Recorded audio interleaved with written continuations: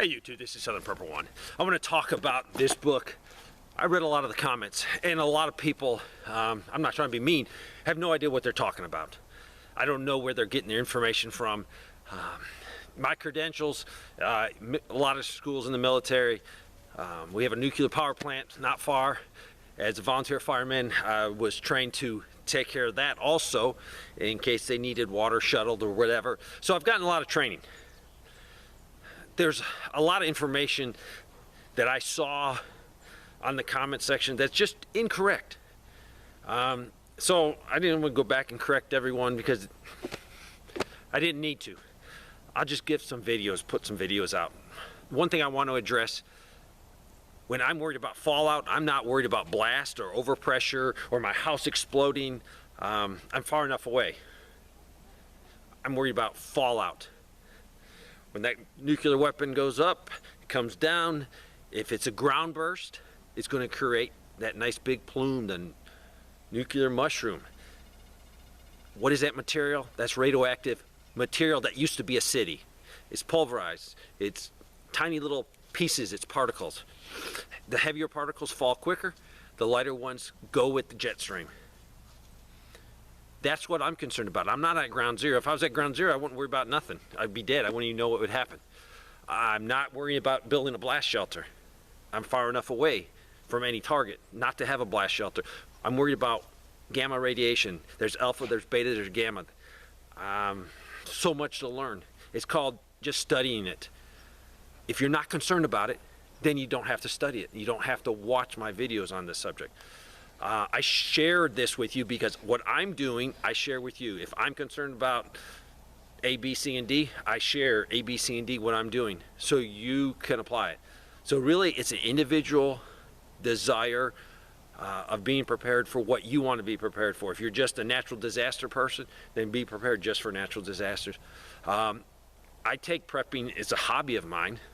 I guess it's a business of mine. I'm on YouTube. I share information. I was on National Geographic. I was the expert for 2 years on doomsday preppers. So I do have some skill sets from the military, from the civilian world, and I share them with you guys. I enjoy sharing. I enjoy teaching. I want to just address one thing about water. A lot of people are commenting water.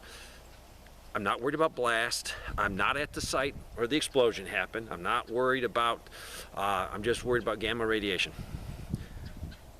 Particles are going to be falling, called fallout. That material is radioactive. That material will decrease by a 7-10 principle. For every 7, it decreases by a factor of 10. I'll explain that in other videos. And I bet you over the last 10 years I've done videos. I know I've done videos on fallout, but I'm going to do some more. Because having this knowledge will empower you.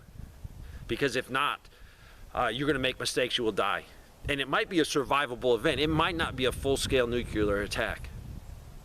And if you're concerned about a full-scale nuclear attack, you'd build a shelter that would double as a tornado shelter. If you're not, then you don't build it. If you don't build it, I'm going to teach you how to make a shelter in your house to give you a PF factor, a protection factor. 3 foot of earth will give you 1,000.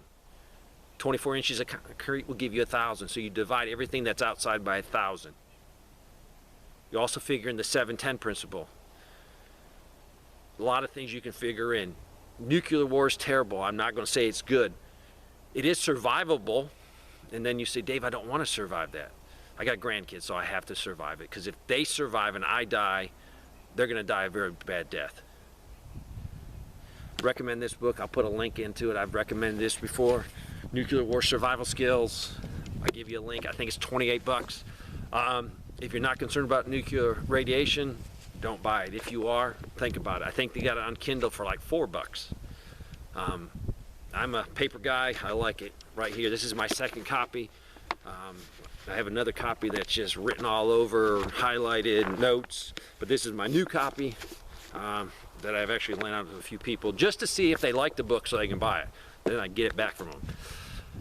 Let's talk about water. I'm worried only about fallout that's falling on me. I could have a tote sitting right here. My tote is sealed up. It's not rain catchment because rain catchment is not what you want. What would happen to rain catchment? Particles would fall on your roof, rain would come, bring it into your tank, contaminated water.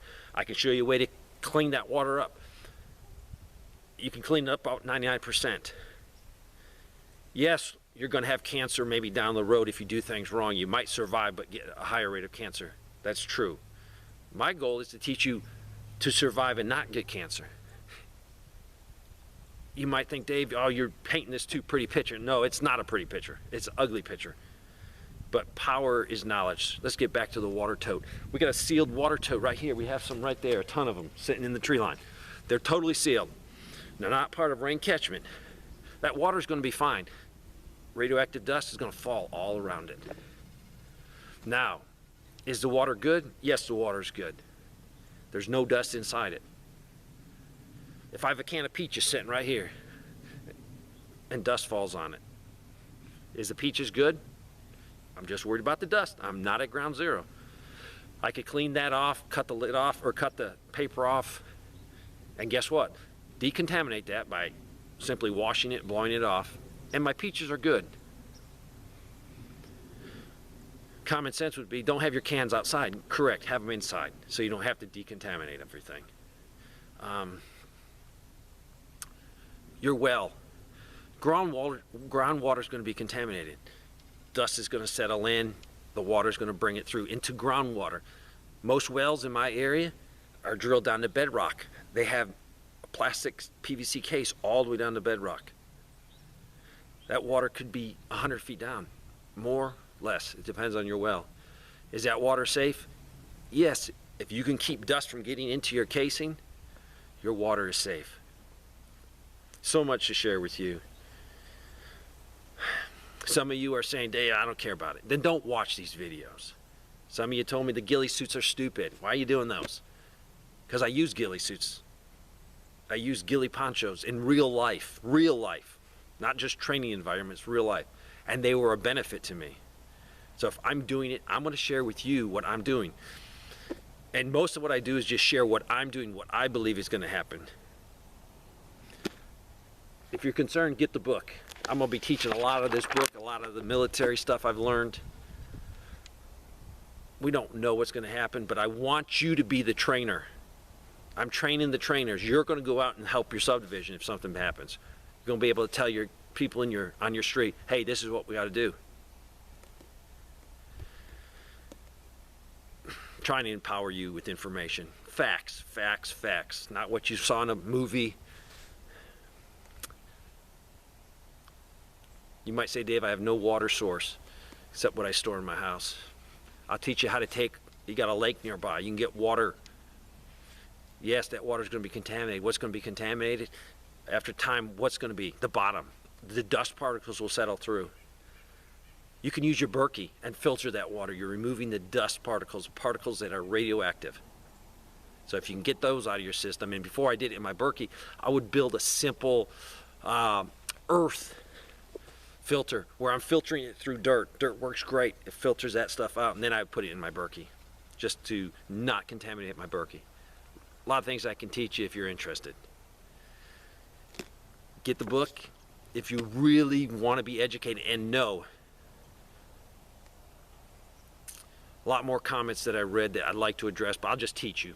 Instead of addressing individual comments, I'll just tell you helpful things that get you to survive.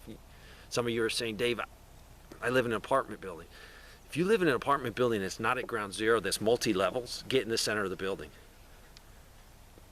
If you're in your house, you could have a PF factor of already a 40. If you pile everything around you in a central location and make a little fort, you could easily go up to 100. It's not the recommended. You're looking for a lot higher. But with a little planning, especially if you're building a new house right now or remodeling, you can do things to increase that PF factor. Thanks for watching.